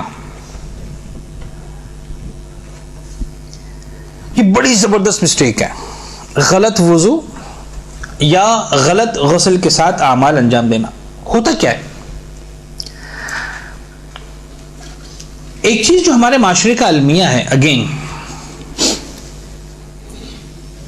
ہمیشہ تو نہیں, 100% تو نہیں, لیکن 50% سے کچھ زیادہ ہی, یہ دیکھا گیا ہے کہ جو صاحبان استطاعت ہوتے ہیں وہ صاحبان علم نہیں ہوتے. جو صاحبان علم ہوتے ہیں وہ صاحبان استطاعت نہیں ہوتے. درم داران عالم را کرم نیست, کرم داران عالم را درم نیست. جن کے پاس درہم ہے ان کے پاس کرم نہیں, جن کے پاس کرم ہے ان کے پاس درم نہیں. یہ معاشرہ, یہ المیہ ہے ہمارے معاشرے. اب ہوتا یہ کہ ایک شخص صاحب مال بن گیا, پیسہ آ گیا, چلے صاحب عمرے پہ جا رہے ہیں, تھوڑا بہت دینداری بھی تھی, خیال بھی تھا, چلو عمرے کے مسائل بھی سیکھ لیے, کوئی گروپ جوائن کر لیا جس میں مولانا ہے مثال کے طور پر جو بتا رہے ہیں, چلو بھائی ٹھیک ہے کر ڈالا. کچھ بنیادی غلطیاں ہوتی ہیں جس پر انسان کی توجہ بھی نہیں جاتی. جناب مجھے بتائیے ایمانداری سے کہ واقعی عمرے پہ جانے والے کو یہ خیال کب آئے گا کہ اپنا وضو بھی صحیح کر لوں, وہ یہ سارے مسائل تو پوچھے گا کہ مولانا احرام کیسے باندھنا ہے اور طواف کیسے کرنا ہے اور صفا مروہ میں دوڑ کیسے لگانی ہے اور سر کیسے منڈوانا ہے یا پورا سر منڈوانا ہے یا تھوڑے سے بال کاٹ لینے ہیں، طواف، ساری باتیں وہ کر لے گا، پوچھے گا بھی، سیکھ لے گا، سمجھ لے گا سب کچھ. آخر میں آ کر پتا چلا کہ ایک غلطی ہو گئی، وضو ہی باطل تھا. اور یقین جانیے اتنی چھوٹی چھوٹی مسٹیکس ہیں وضو کے اندر کہ جو آپ کے پورے وضو کو باطل کر دیتی ہیں. اچھا میں بڑا ڈر ڈر کے مسئلہ بتا رہا ہوں، بڑا خطرناک مسئلہ، یہ بڑا خطرناک مسئلہ. دیکھیں عمرہ کر رہے ہیں یا حج کریں، چاہے عمرہ ہے چاہے حج ہے، دونوں میں ایک واجب کامن ہے اور وہ ہے طواف اور اس کی 2 رکعت نماز. میں پھر دعا دوں کہ پروردگار آپ کو نصیب کرے بار بار تو سمجھ میں آ گا کہ کیا ہو رہا ہے. یہ سب پورے حج میں اور پورے عمرہ میں یہ واحد 2 عبادتیں ہیں صرف، طواف اور اس کی 2 رکعت نماز، جس میں انسان کا باقاعدہ طور پر باطہارت ہونا ضروری ہے، ورنہ آپ کا طواف صحیح نہیں ہے، ورنہ آپ کی نماز طواف صحیح نہیں ہے. اس کے علاوہ جتنی بھی چیزیں ہیں سب بغیر طہارت کی چل جاتی ہیں. آپ احرام پہن رہے ہیں، آپ نے وضو نہیں کیا ہوا، کوئی مسئلہ نہیں، غسل نہیں کیا ہوا، کوئی مسئلہ نہیں. حتیٰ خواتین نجاست کے عالم میں کوئی مسئلہ نہیں، احرام پہن لو، تلبیہ پڑھ لو، تمہارا عمرہ اسٹارٹ ہو جائے گا، تمہارا حج اسٹارٹ ہو جائے گا. مجھے پتا ہے بہت سے لوگ چونکیں گے، اس لیے کہ ان کو مجھے پتا ہے کہ یہ جو میں ابھی بات کہہ رہا ہوں اس کو سمجھانے کے لیے 10 منٹ کی تمہید چاہیے، تب سمجھ میں آئے گا کہ یہ احرام باندھنا ہوتا کیا ہے. احرام مکے سے نہیں باندھا جاتا، احرام باندھا جاتا ہے 200 کلومیٹر دور سے، 400 کلومیٹر دور سے. تو وہاں نجاست کے عالم میں کوئی مسئلہ نہیں ہے، احرام تو وہیں سے باندھنا ہے آپ کو. احرام باندھ کے مکہ پہنچ جائیے، جب طہارت ہوگی تو اب اگلے مراحل انجام دیجیے گا. مکہ پہنچ کر عمرہ نہیں ہوتا، مکہ پہنچ کر عمرہ مکمل ہوتا ہے. عمرہ شروع کہاں سے ہوتا ہے؟ دور سے، میقات سے. میقات کہا جاتا ہے اس جگہ کو. تقریباً 5 الگ الگ مقامات ہیں، کوئی 400 کلومیٹر، کوئی 200 کلومیٹر، کوئی 150 کلومیٹر وغیرہ وغیرہ. واضح ہو رہی بات؟ مجھے انداز ہے کہ بہت زیادہ واضح نہیں ہو رہی ہوگی، لیکن میں صرف سمجھانا چاہ رہا ہوں کہ وہ مقام جہاں پر طہارت کی شرط ہے وہ ہے طواف اور اس کی 2 رکعت نماز بس. اور وہاں پر طہارت کی شرط ایسی ہے کہ طہارت چاہیے ہی چاہیے. اگر آپ کی ذمہ داری وضو کرنا تھی وضو ہونا چاہیے، اگر آپ کی ذمہ داری غسل کرنا تھی غسل ہونا چاہیے. اگر بغیر وضو کے طواف کیا تو وہ طواف باطل ہے، اگر بغیر وضو کے نماز پڑھی تو نماز باطل ہے. اچھا ایمانداری سے بتائیے کہ بغیر وضو کے کرے گا؟ نہیں. لیکن غلط وضو کے ساتھ کرنا is equal to this is the problem. مصیبت یہ ہے کہ جب آپ اپنے آپ کو باوضو سمجھ رہے ہیں، آپ نے وضو کر لیا، پھر پتا چلا کہ آپ کا وضو غلط تھا. اچھا ایک مسئلہ اور سن لیجیے. وضو اور غسل کا مسئلہ اتنا حساس مسئلہ ہے دین کے اندر، اتنا حساس مسئلہ ہے کہ اکثر 90% سے زیادہ مقامات، بلکہ شاید 100% بھی کہا جا سکے، دین نے کسی طرح کا کمپرومائز نہیں کیا وضو اور غسل میں. کتنی ساری عبادتیں ایسی ہیں جہاں آپ کہیں صاحب غلطی ہو گئی، اسلام ٹھک سے کہے گا کوئی مسئلہ نہیں، آج سے صحیح کر لو، جو ہو گیا ہو گیا، دیکھا جائے، چل جائے گا. غلطی سے، بھولے سے، بے دھیانی میں ایسا کوئی مسئلہ. وضو اور غسل کے اندر نو کمپرومائز، 0% ٹالرنس ہے وضو اور غسل کے اندر، یاد رکھیے گا 0% ٹالرنس. میرے سامنے کیس آیا تھا، حج سے ذرا ہٹ کر بات کرے تاکہ سمجھ میں آئے بات. ایک استاد تھے، اب مجھے ایگزیکٹ ڈیٹیلز یاد نہیں لیکن بہرحال جو یاد ہے بتا رہا ہوں. ایک استاد تھے جو دینیات کے استاد تھے، مسائل فقہ پڑھایا کرتے تھے مدرسے میں بچوں کو. حوضے کی بات نہیں کر رہا ہوں، جو ہمارے دینیات کے مدارس ہوتے ہیں. کئی سالوں تک بچوں کو پڑھاتے رہے، وضو کا طریقہ، غسل کا طریقہ سکھاتے رہے، کیسے وضو ہوتا ہے، کیسے غسل ہوتا ہے، سب کچھ خود سکھاتے تھے. اپنا وضو غلط تھا. ایک دن خیال آیا کہ میں سب کو سکھا رہا ہوں، میرا اپنا وضو تو غلط ہے.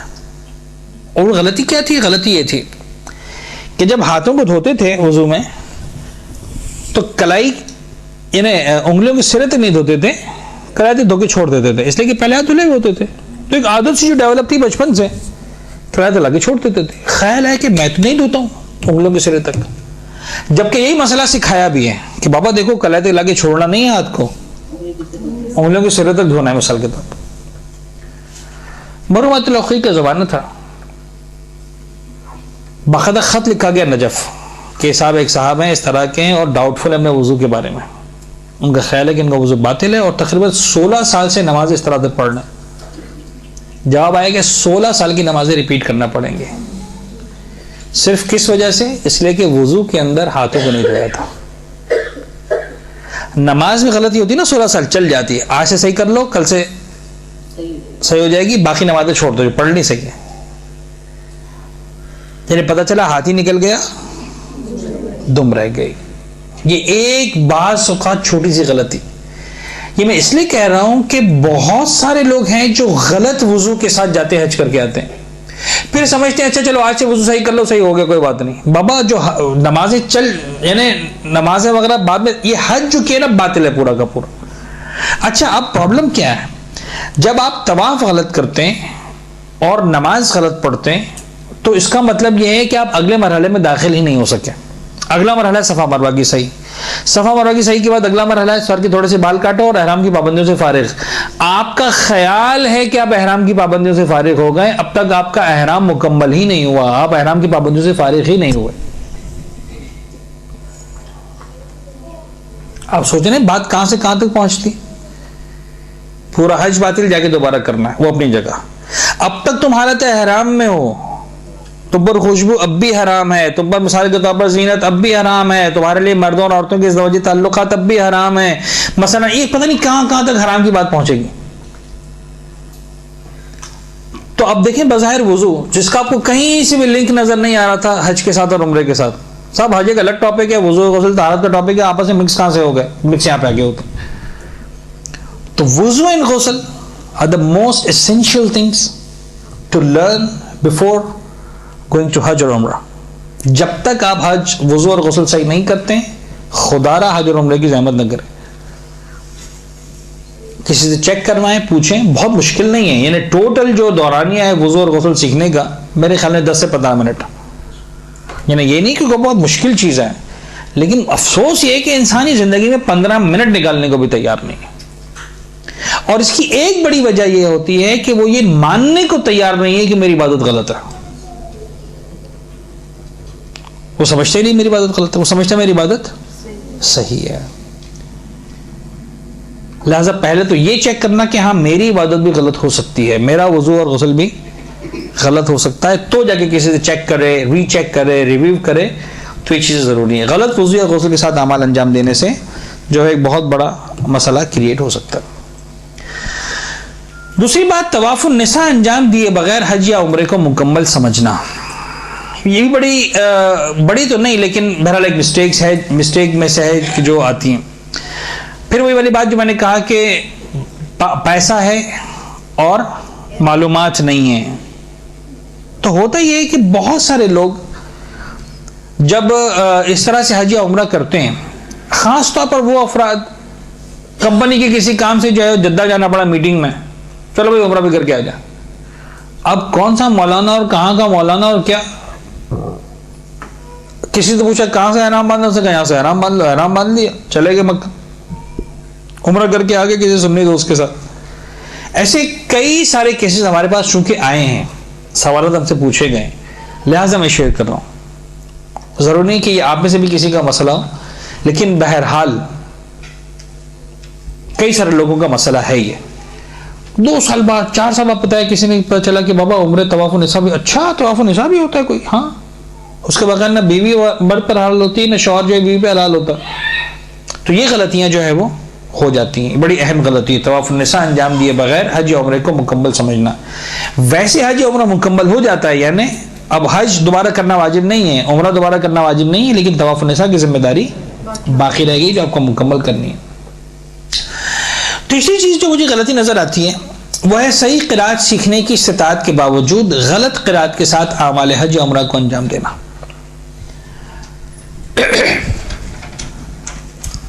بہت سے لوگ عربی اس انداز سے قرات نہیں کر پاتے جو صحیح عربی کا ایکسنٹ ہے.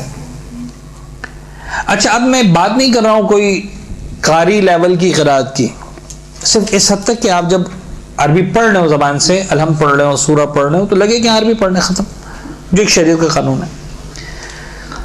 اب بہت سارے لوگ بڑے آسانی کے ساتھ اپنے آپ کو کمفرٹ زون میں سمجھتے ہیں، صاحب اللہ بڑا مہربان ہے, اللہ بڑا معاف کرنے والا. وہ نہ ازواج کا تلفظ صحیح ادا کر رہے ہیں, نہ زوئیں کا تلفظ صحیح ادا کر رہے ہیں, نہ توئیں کا صحیح تلفظ ادا کر رہے ہیں, ایسے ہی پڑھے جا رہے ہیں. اور جا کر حج بھی انجام دے لیا. اب حج میں بولنا کہیں پر بھی نہیں ہے سوائے 2 مقامات کے, یا عمرے میں بولنا کہیں بھی نہیں ہے سوائے 2 مقامات کے. پہلا مقام تلبیہ, منہ سے کہنا ہے لبیک اللہم لبیک, جب تک نہیں کہیں گے اور صحیح عربی میں کہنا تب تک عمرہ اسٹارٹ نہیں ہوگا یا حج اسٹارٹ نہیں ہوگا. نمبر 2, طواف کی نماز, چاہے وہ طواف عمرہ و حج ہو یا چاہے طواف النساء ہو, طواف کی نماز اس میں بھی آپ کو بولنا ہے, پروناؤنس کرنا ہے, الحم پڑھنی ہے, سورہ پڑھنا ہے وغیرہ. اب اگر فرض کر لیں کہ آپ اپنے حساب سے سیکھ چکے لیکن اتنے سالوں سے غلط بولتے رہے کہ اب نہیں صحیح کر پائیں گے, آپ نے اپنی کوشش کر کے دیکھ لی, کوئی مسئلہ نہیں, جیسا آپ بول سکتے ہیں ویسا بولیے, خدا کی بارگاہ میں قبول ہے. کوشش کرنے کے بعد اپنے آپ کو اذیت میں نہیں ڈال دینا, لیکن سیکھنا ہی نہیں. اللہ بڑا بادشاہ ہے تو وہ اللہ بڑا بادشاہ بڑا خطرناک بادشاہ بھی ہے. یعنی ہر بادشاہ جو ہے رحمان رحیم نہیں ہوتا, خدا جو ہے قہار بھی ہے, وہ صرف جو ہے رحمان نہیں ہے. بلا وجہ جو ہے مس یوز نہیں کرنا خدا کی رحمت کو, ٹھیک ہے. تو اگر آپ سیکھ سکتے تھے اور نہیں سیکھا تو گناہ گار ہیں. ہاں آپ نے کوشش کی, نہیں سیکھ پائے, کوئی بات نہیں. یا فرض کر لیں کسی وجہ سے آپ کی زبان میں لکنت ہے, کوئی ایسی گنجائش نہیں کہ آپ صحیح پروناؤنس کر سکیں, کوئی مسئلہ نہیں. جناب بلال کا واقعہ بڑا مشہور ہے, لیکن جناب بلال کے واقعے کو اپنے آپ پہ فٹ نہ کریں بلا وجہ.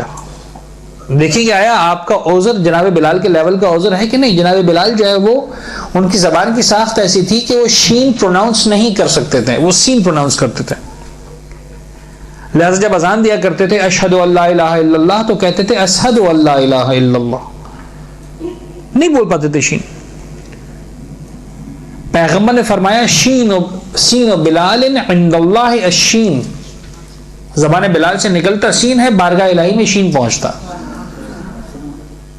کیوں؟ اس لیے کہ صلاحیت ہی نہیں تھی. لیکن اگر میں بول سکتا ہوں وہ نہیں بولوں, سنت بلال پہ عمل کریں, تو پھر خدا کی طرف سے جوتے پڑیں گے. تو صحیح قرات سیکھنے کی استطاعت کے باوجود غلط قرات کے ساتھ اعمال حج عمرہ کو انجام دینا, اگر جان بوجھ کر یہ غلطی کی گئی ہے تو پھر ممکن ہے کہ اس کی وجہ سے فرق پڑے. خمس واجب ہو چکا اور ادا کیے بغیر حج انجام دینا, اس سے حج تو باطل نہیں ہوگا یا عمرہ تو باطل نہیں ہوگا. یہ کہنا تو غلط ہے کہ حج ہی پورا تو گیا تمہارے ہاتھ سے, لیکن حج کا باطل ہونا یا عمرے کا باطل ہونا اور ہے, بارگاہ الہی میں قبول ہونا اور ہے. یعنی گویا ایسا ہے کہ شاید لفظ بہت اچھا نہ ہو لیکن سمجھانے کے لیے کہ چوری کے بال صاحب حج کر کے آ گئے, کسی خون صاحب نے نہیں دیا تو آپ ایک طرح سے مقروض ہیں کسی اور کے, اور کسی کا پیسہ لے کے حج پہ جا رہے ہیں.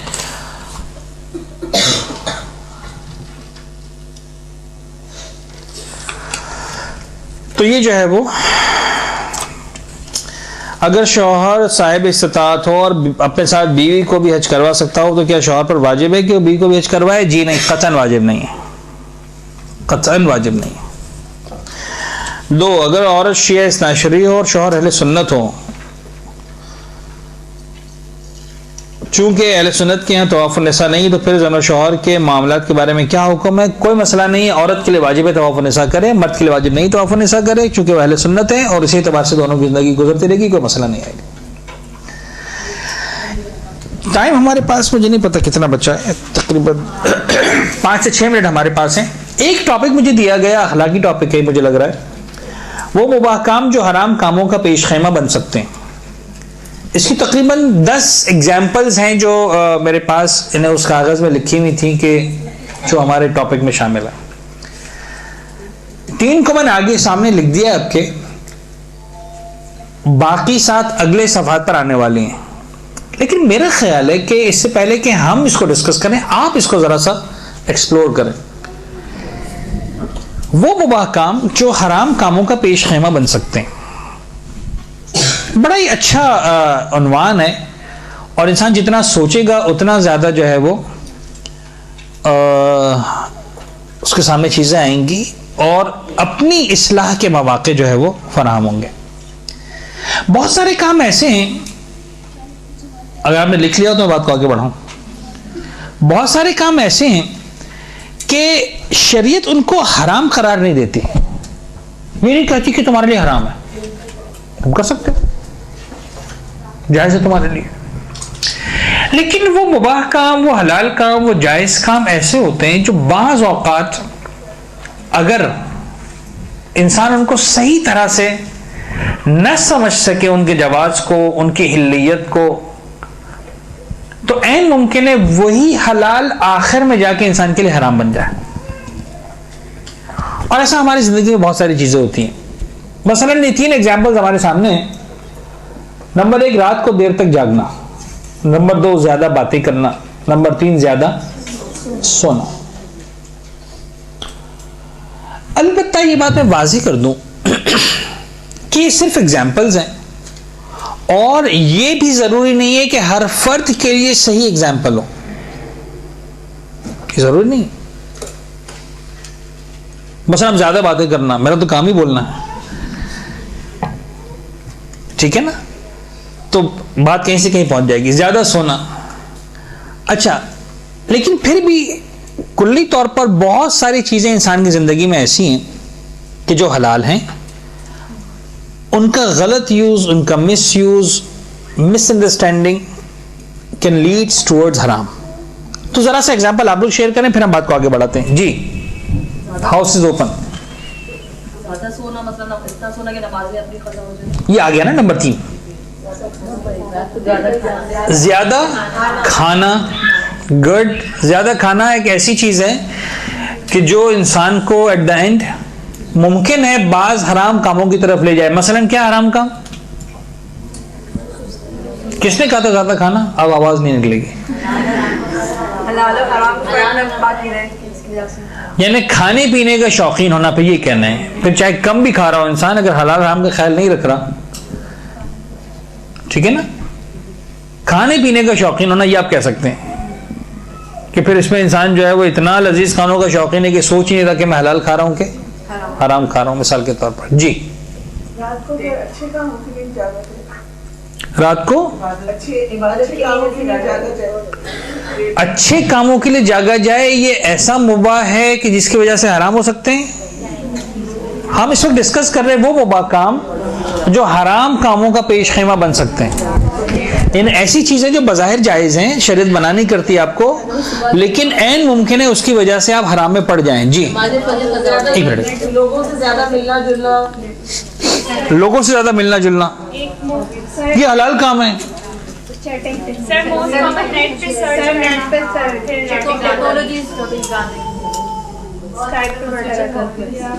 اسکائپ، فیس بک، نیٹ، MSN، میسنجر، چیٹنگ، ٹھیک ہے، حلال ہے، حرام نہیں ہے، قطعاً حرام نہیں. لیکن اس بات کی کتنے فیصد امکانات ہیں کہ اس حلال کو استعمال کر کے آپ کسی حرام تک نہیں پہنچیں گے؟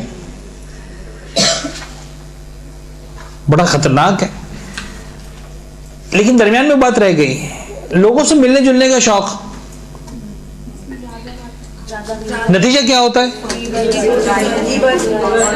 بظاہر بڑا حلال ہے، پڑوسوں کی وجہ کے بیٹھنا اور کزنس کے ساتھ بیٹھنا اور گپ شپ کرنا، لیکن یہ گپ شپ بعض اوقات کہاں پہنچا دیتی ہے؟ صرف کبھی کبھار نہیں، زیادہ تر، ٹھیک ہے، غیبتوں تک پہنچاتی ہے، تہمتوں تک پہنچاتی ہے وغیرہ. تو یہ حلال تھا کام اٹ سیلف، لیکن اس نے کیا کیا؟ آپ کو حرام تک پہنچا دیا. اور ایگزامپل؟ جی، زیادہ پیسے سیو کرنا. اوکے، یہ کیسے حرام تک پہنچائے گا؟ سوری، پیسے جمع کرنے کے بعد مثلا فرض کر لیں اتنا پیسے سے محبت پیدا ہو جائے کہ انسان خمس اور جو واجبات ہیں وہ ادا کرنے کی سستی کرے، کوتاہی کرے. ایگزیکٹلی صحیح ہے کہ یہ ایک ایسا شوق ہے کہ جو ہے وہ بات تو ہے، شریعت نے جائز تو قرار دیا ہے، لیکن نتیجتاً آپ کو حرام تک پہنچا سکتا ہے. یہ لکھتے جائیں، بڑے کام کی چیزیں ہیں. جی، کپڑے بنانے کا جس طرح سے تو مباح ہے بنانا، لیکن اگر مطلب اس چیز میں عورتیں پڑ جائیں اور کپڑوں کے اپنے بازاروں میں گھومیں. Very nice. کتنی خواتین جو کہہ سکتی ہیں ہم کو کپڑے بنوانے کا شوق نہیں ہے؟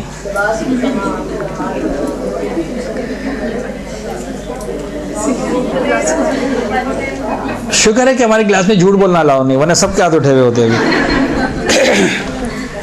تو اب یہ ہے کہ یہ جو شوق ہے یہ ہے فطرت میں، اللہ نے عورت کی فطرت میں رکھا ہے. لیکن اب دیکھیں یہ وہ حلال فطرت ہے کہ اگر اس کا خیال نہ رکھا جائے بڑی آسانی کے ساتھ یہ چیز انسان کو حرام کی طرف لے کر جا سکتی ہے.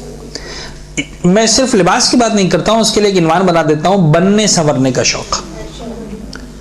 ایک ایسا شوق ہے، پھر اس پر لباس بھی آتا ہے، جیولری بھی آتی ہے، میک اپ بھی آتے ہیں، ایسیسریز بھی آتی ہیں، ساری چیز آتی ہیں.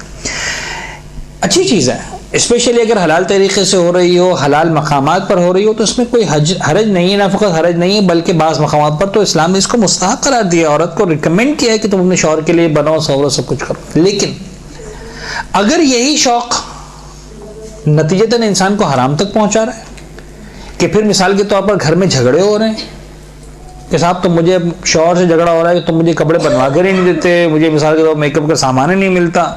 خدا نہ خواستہ عورت اس کو حاصل کرنے کے لیے راہ حلال کو چھوڑنا شروع کر دے، راہ حرام پہ جانا شروع کر دے، وغیرہ وغیرہ وغیرہ، بات کہیں سے کہیں نکل جاتی. تو یہ وہ حلال شوق ہیں کہ جو بڑی آسانی کے ساتھ انسان کو حرام کے راستے پر لے کر جا سکتے ہیں. اور لیٹ نائٹ پارٹیز اور شادیوں میں شرکت کرنا، یہ ٹاپک ہم نے اسٹارٹ کیا ہے. انشاءاللہ نیکسٹ کلاس میں اس کو ہم تھوڑا سا مزید اور بھی لیں گے، اور جو ہمارے فقہی ٹاپکس ہیں ان کو پہلے لیں گے. آج تک میرا وقت مکمل ہو گیا. میں آیا ضرور دیر سے تھا لیکن مجھے جانا انتہائی ضروری ہے وقت پر، لہٰذا میں جو ہے وہ ایکسٹرا ٹائم آج نہیں دے پاؤں گا. جو سوالات تھے، اگر عورت کے پاس مثلا 15 تولے سونا ہے جس کی وہ استعمال کر رہی تو آیا اس کو بیچ کر حج پہ جانا واجب ہے؟ قطعاً واجب نہیں ہے، سوائے اس کے کہ اس کے لیے بالکل ایکسٹرا ہو، یعنی جو اس کی حیثیت شان، جو ہم نے شان والی بات کی، اگر اس عورت کی شان یعنی اس لیول کی خواتین اتنا سونا استعمال کرتی ہے تو اس کے لیے بیچنا ضروری نہیں ہے. لیکن اگر جو ہے وہ اس سے کم میں کام چل سکتا ہے، اس کی جو اسٹیٹس ہے اس پہ کوئی فرق نہیں آتا، اور اتنا پیسہ نکل سکتا ہے کہ حج کر سکے تو واجب ہو جائے گا. اگر نیابت کا حج کرنا ہو تو کیا ضروری ہے کہ حج کرانے والے دیکھیں، جو شخص خمس کے حوالے سے ریلیٹ کیا گیا ہے، جو شخص نیابت کروا رہا ہے اگر وہ خمس نکالے بغیر آپ کو پیسے دے رہا ہے تو وہ ذمہ دار ہے، آپ ذمہ دار نہیں. آپ آرام سے حج کر سکتے ہیں. آپ کا بھی اپنا خمس واجب باقی ہے اور آپ گناہ گار ہیں تو آپ اپنے خمس کے گناہ گار تو ہوں گے لیکن حج کو انجام دینے کے گناہ گار نہیں ہوں گے. وصلی اللہ علیہ وسلم.